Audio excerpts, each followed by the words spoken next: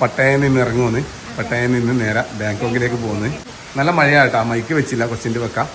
സാധനങ്ങളെല്ലാം പാക്ക് ചെയ്ത് നമ്മൾ റൂമിൽ നിന്ന് ഇറങ്ങി നേരെ നമുക്ക് വണ്ടി വരാൻ വേണ്ടി കാത്തു പോകുന്നു. ശരത്താടി ഉണ്ട്. നല്ല രസമുണ്ട് കവിൻ്റെ ഡ്രസ്സ്. എല്ലാവരും ഒന്ന് പറയണേ, എല്ലാവർക്കും വിഷമമാണ്. നല്ല രസമുണ്ട്. കുട്ടീനെ എടുത്തോണ്ട് ഫുൾ ഭാഗം കാണുന്നില്ല, വഴി നമുക്ക് കാണിക്കാം. തലേന്ന് വന്നപ്പോൾ നമ്മളുണ്ടാക്കി ചെയ്ത് കുറച്ച് ഡ്രസ്സെല്ലാം മേടിച്ചിരുന്നു. വീഡിയോ കാണിച്ചു നമ്മളത്. അമ്മേനെ സിദ്ധമായ സാരി എടുത്തിട്ടാണ്. നല്ല ഇടിയുണ്ട് കേട്ടേടാ. നമ്മളെ സാരഥി ഹോളിഡേസിന്റെ അമരക്കാരൻ ശരത് ബ്രോഡി ഉണ്ട്. യാത്രകൾക്ക് എന്തോ ഒന്ന് എഴുതിയിട്ടുണ്ട്, നമുക്കൊന്ന് വായിക്കാം. എക്സ്പ്ലോർ ബിഫോർ എക്സ്പയർ സാരഥി ഹോളിഡേസ്.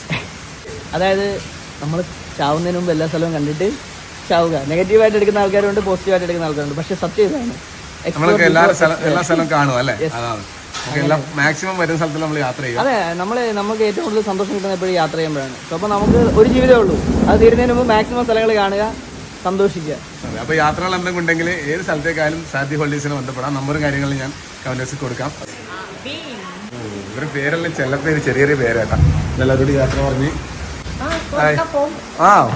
പോകുന്നു ഞാൻ ചോദിക്കാറില്ല. ഓക്കെ, കൊണ്ടുവന്നത് ഇവിടെ തന്നെ തിരിച്ചു കൊടുത്തിട്ട് പോവുകയില്ല. പറഞ്ഞു മോനെ എനക്കടന്ന് നാടൻ ഭക്ഷണം കിട്ടണേന്നു പറഞ്ഞു. എന്നാ നമുക്ക് കഞ്ഞി ഒരേ പയറും കഴിഞ്ഞാൽ ഞാൻ മതി.